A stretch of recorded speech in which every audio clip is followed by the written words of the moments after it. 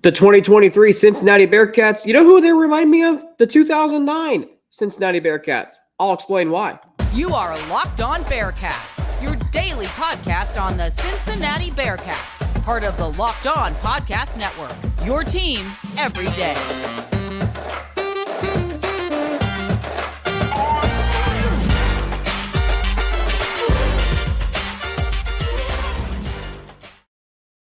So much making Locked On Bearcats your first listen every day. We are free and available wherever you listen to podcasts, including on YouTube. Don't forget, if you're watching us on YouTube, to hit that subscribe button and follow us to get an alert every time that we drop a new episode. My name is Alex Frank, your host each and every day here on Locked On Bearcats. It's part of the Locked On Podcast Network, your team every day. So the 2009 Bearcats, we all remember them. Pike to Bins, undefeated, Sugar Bowl, nearly playing for the national championship. And I was recently asking myself, could this Bearcats team be like that team? Am I saying this year's Bearcats team is going to go undefeated? No. But what I am saying is there is kind of a shock the world element to this Bearcats team. And that was prevalent at media days with Deshaun Pace, with Dante Corleone, with Jawan Briggs, with Emory Jones. There's a sense that the Bearcats, they believe that they're going to be a lot better than what the prognosticators are saying, or what they think. 13th place in the Big 12, we all know that, based on where the Bearcats have finished in years past, that is way too low. I firmly believe that this Bearcats team, I firmly believe that they're going to be much better than 13th. I believe they are a middle-of-the-pack team. I believe that they are going to have a winning record and at least make a bowl game. Now, and I bring up 2009. And am I saying that this year's team is going to be like that 2009 team? No. But you remember what there is this year, and you remember this after 2008 going into 2009, the expectations that were there. And there is not this year a quantifiable expectation, meaning I expect the Bearcats to win X amount of games. There's not that. What there is, though, is there is a qualitative expectation. There is a general palpable buzz where you just have a lot of questions. You're entering the unknown. You don't know what to expect. And that's totally fine. But I think it's a good thing here.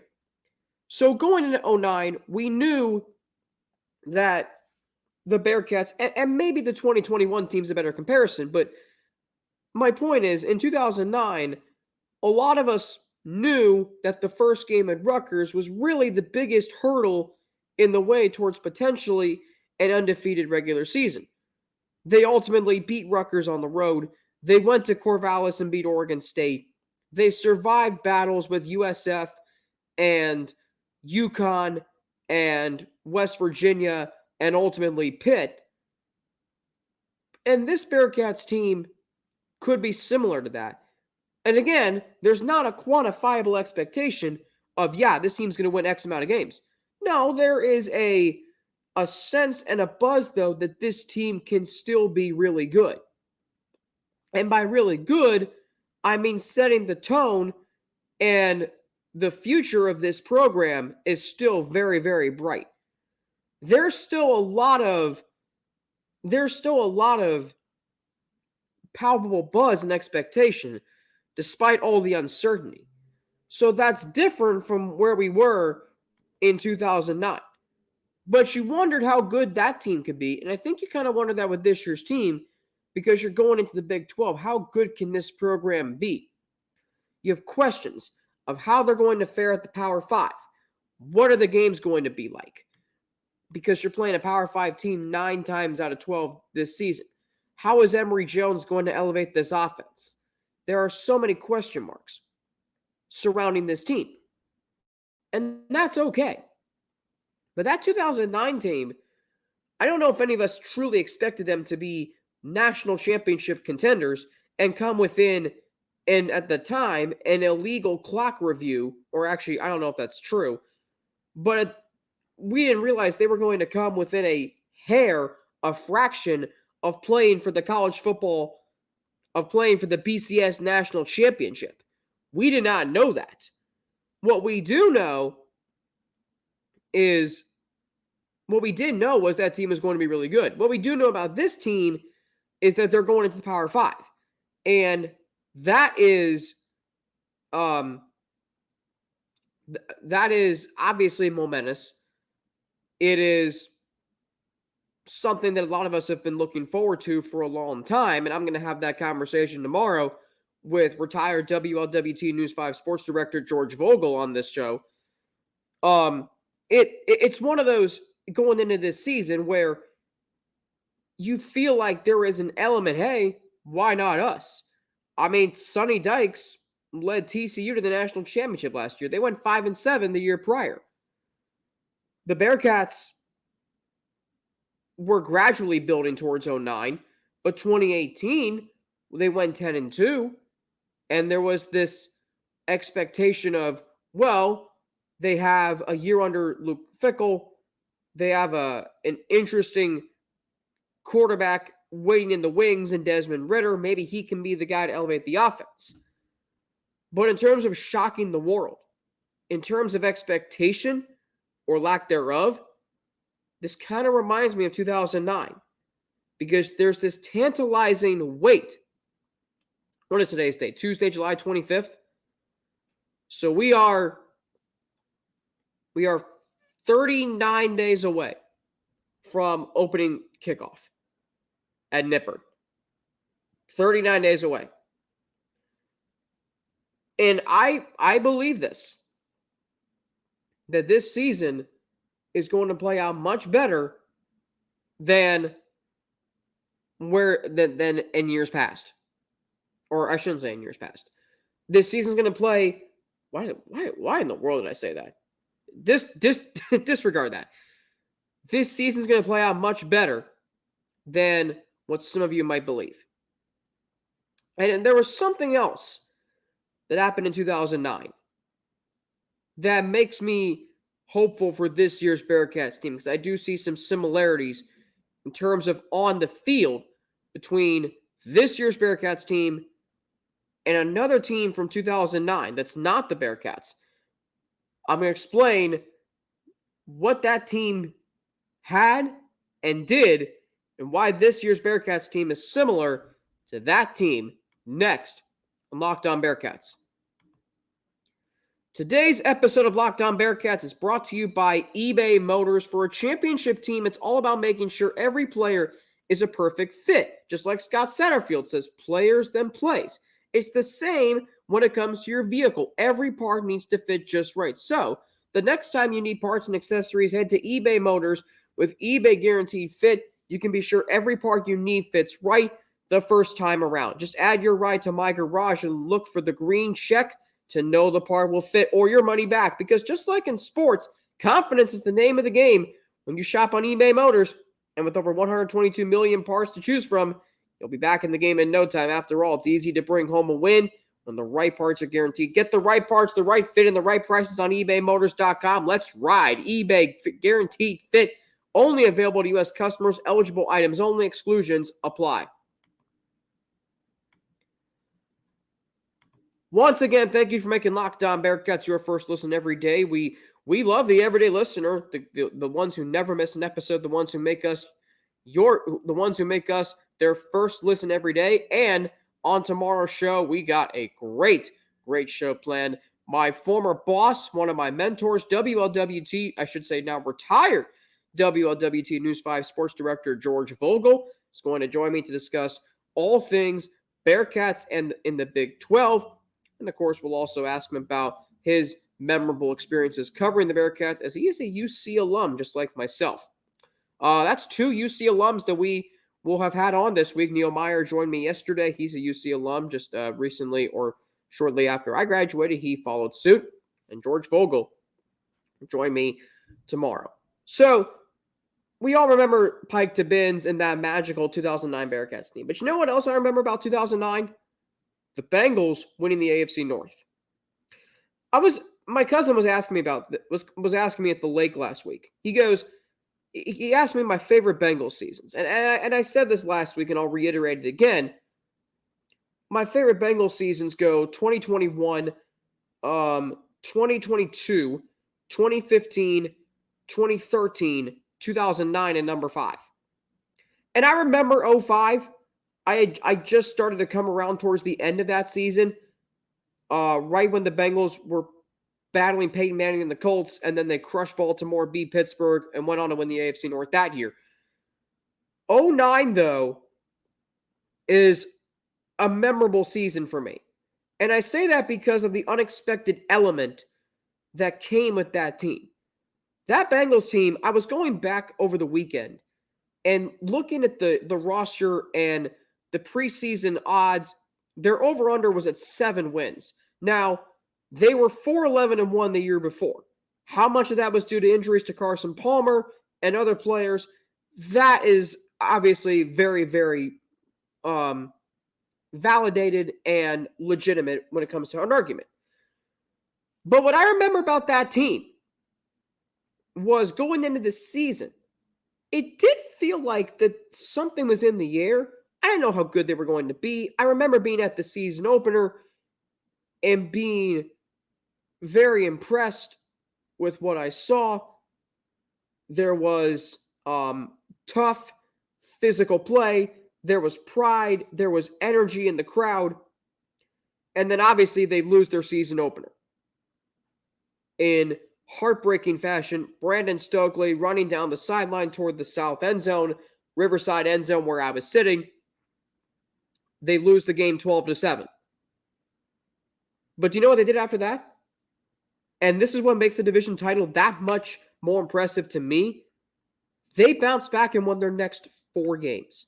And not only that, 3 of those games were against Pittsburgh at home, their first time beating them at home with Marvin Lewis as head coach.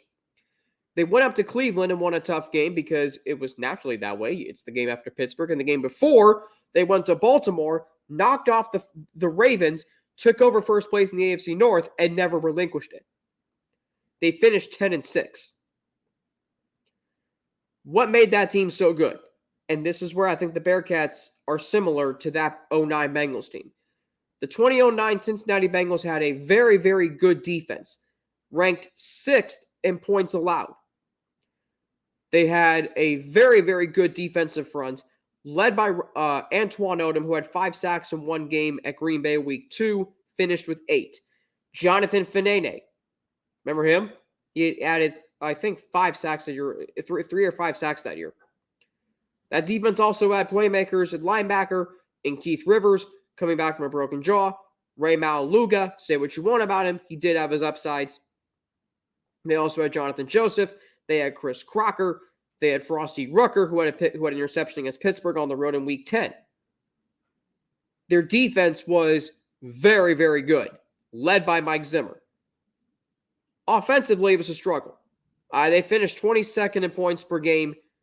They only scored more than 30 points, I believe, one time that year, and that was against Chicago. They won that game 45-10. Carson Palmer only had one 300-yard passing game. He had 5 games in the regular season below 200 yards, and then, of course, under 200 in the postseason. There was and that team offensively was driven by the running game with Cedric Benson, over 1,000 yards, 9 touchdowns. Chad Johnson had 9 touchdowns, receiving over 1,000 yards, kind of a renaissance year for him. And the Bengals ultimately were a team that scratched and clawed their way to 10 wins. It was never pretty to watch. That's how this Bearcats team is going to be. This Bearcats team, we know, has a great defense, especially up front. Sack masters and run stopper extraordinaires in Dante Corleone, Malik Vann, Jawan Briggs, and then you add Deshaun Pace at linebacker, you add Dorian Jones at linebacker, you add Daniel Greshik, hybrid defensive end linebacker, and then you look at the secondary and you hope that you can get some playmakers out of guys like, let's say, DJ Taylor, or let's say Sammy Bumpus, Taj Ward, Brian Threats. You have your options there in the secondary. Offensively, this team wants to run the football.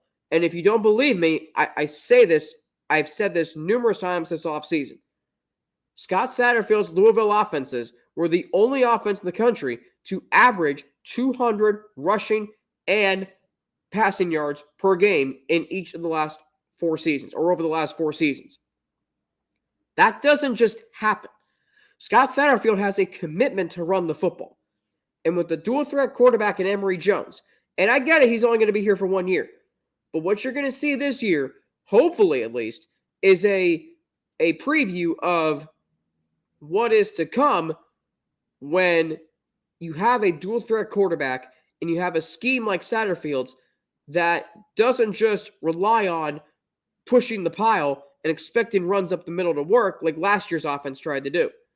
This year's offense is going to have to be a little bit different. They're going to have to be able to do some outside zone, maybe some wide zone, maybe some, this offense is going to be more versatile than last year's offense. They're going to run the football because they know that's how they're going to win games, control the clock, keep the defense off the field. What made that 09 Bengals team so good was they never got into any shootouts. The only time they really did was with San Diego, and they damn near pulled off that win. But what made that team so good was they were able to run the football, control the clock. And another thing, too, is, and this was particularly prevalent early in the season. By the way, when it came to playmakers in that secondary, how can I forget Leon Hall? So what made that team, that Bengals team, really good also was their ability to win in the clutch. And what I mean by that is, look at the Pittsburgh game. And I know what you're going to tell me. What about Denver? Okay, well, that was one game. There was a 3-game stretch in the division, might I add. And by the way, that division, going into that season, Pittsburgh was the reigning Super Bowl champion. Baltimore had played in the AFC title game the previous year.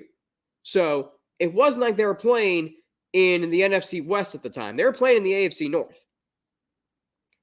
And the Bengals beat the Steelers.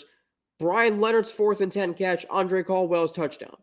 They go up to Cleveland, win that week. It was either Chad Johnson or Chris Henry, God rest his soul, who caught the game-tying touchdown in the 4th quarter, extra point missed, or it might have been blocked. They win that game in overtime. Shane Graham game-winning field goal. In Baltimore, they go down the field, win the game on a late touchdown drive. Kansas City win the game on a late touchdown, and Chad Johnson, Leon Hall, pick 6. That team played well, at least in the regular season, in moments where it mattered. The Bearcats are going to have to do that this year if they're going to win games. They're going to have to play well when it matters. They're going to have to not make mistakes when it matters. Such as when you play a team that's at your caliber, like let's say an Iowa State or a Baylor or a Kansas, or a team who's equal to you that's going into the conference with you this year. There is that sense. If they can do that, they can have a solid season. So there are similarities here because of the defensive expectations. And with Brian Brown, new defensive coordinator, I think they're going to be, once again, very solid on that side of the ball.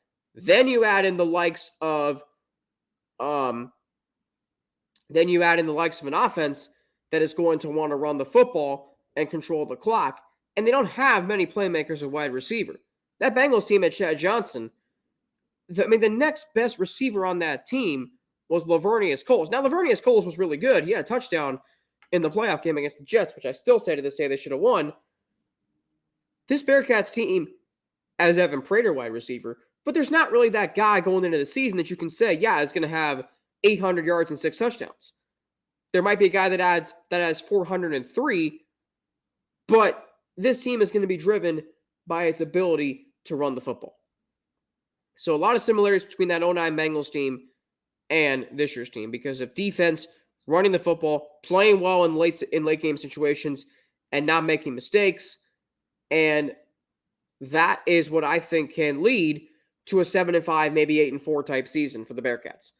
Up next, speaking of the Bengals, Boomer Esiason and Chad Johnson named to the Ring of Honor. Who could be the next Nippert Stadium Ring of Honor inductees? We'll explore that next on Locked On Bearcats. So I want to extend, on behalf of my family, who's had season tickets to the Bengals since 1968, congratulations to Boomer Esiason and Chad Johnson on being this year's Bengals Ring of Honor inductees. I cannot wait for that Monday night game. September 25th at Paycor Stadium. It's going to be electric. Boomer and Chad are Bengals royalty. Chad is the reason why, or was a key part of when I started getting into football in the Bengals. And Boomer is, now Joe Burrow might have a strong say about this, but Boomer is one of the best quarterbacks in team history. So I got to thinking, and this is really interesting to me. Nippert Stadium has 13 members in its Ring of Honor. Tom O'Malley, Gene Rossi, Bill Shulosky, Dick Goist, Jack Lee, Greg Cook, Jim O'Brien, Tom Marvasso, Mike Woods, Reggie Taylor, Jonathan Ruffin, Gino Guidugli, and Kevin Huber. That's it. Now, this article that I'm looking at was written, it doesn't say when it was written. I feel like there are other names in that Ring of Honor. But what I'm saying is, in fact, I know there is. That's not all, because I feel like I've seen, let me see. Yeah, Danny McGoyne is in there. I guess not. So it's 13 members in the Nippert Stadium Ring of Honor. I find that hard to believe. Yeah. Shaq Washington also in the Ring of Honor. I knew he was in there. So big, obviously, there. Who else could be? And I feel like Marty Gilliard has to be in there. But I think about this. And I think about the recent era of Bearcats football and how great it's been. And over the last 10 years, 15 years, how many players can you say are Ring of Honor worthy? Marty Gilliard, Shaq Washington, Alec Pierce. Obviously, you have Desmond Ridder, Sauce Gardner, and the Kelsey brothers who should be in. I mean, those four guys. And sometimes, I don't know if it's, and maybe you can base it on not necessarily how well they played while at Cincinnati, but also how well they play in the NFL. I mean, Jason and Travis are sure our first ballot Hall of Famers. Travis for sure. Jason is a Hall of Famer, maybe not first ballot. Desmond Ridder and Sauce Gardner were two unbelievable players in college. You can also maybe add Kobe Bryant, James Wiggins, Dante Corleone eventually might have a case. Deshaun Pace. I would maybe even consider Ivan Pace for that 1 year alone last year. This is a very, very good last 10 to 15 years of Bearcats football where you can say that there are legitimate Ring of Honor candidates. I firmly believe that there are some. But it's interesting to me, and that article is wrong because Michael Warren, Harry Young, a lot of hometown heroes that could be in. And that's an element to this, is where you think about what has made the Bearcats football program so great recently. It's the guys who were hometown heroes, the guys who have been here who came here and rebuilt the program and ultimately built into something really special. Luke Fickell could be in the Ring of Honor. I don't know if coaches are allowed, but my point is this. There has been so much success that, and I can't remember the last time they had a Ring of Honor induction, but there have been so many great players and head coaches, and I would even say Marcus Freeman, that have been here over the last 10 to 15 years, that you have to think that some, if not most of those key guys are going to be in at some point. All right, that is going to do it for me today here on Locked On Bearcats. Don't forget, tomorrow, George Vogel, former sports director at WLWT News 5 Cincinnati. I had the privilege of interning under him when I was a student at Cincinnati. George is a UC alum like myself. He will be joining me to discuss the Bearcats in the Big 12 and memorable Bearcats games and moments he covered in his 40-plus year career. That is going to be fun. I'm on Twitter at Frankie_Natty, Instagram AlexFrank9_, email alex3frank@gmail.com. That's coming up on tomorrow's show with George Vogel. We had Neil Meyer on yesterday. Thursday, we're looking to have Russ Heltman on the show. My colleague at All Bearcats and Sports Illustrated. So looking forward to that and looking forward to you continuing to make us your first listen every day. Locked On Bearcats is part of the Locked On Podcast Network. It is your team every day. I am Alex Frank for Locked On Bearcats. Thank you so much for listening. Have a great rest of your Tuesday. Reds and Brewers tonight, 8:10 from Milwaukee. Looking forward to that. And I will be back tomorrow right here on Locked On Bearcats.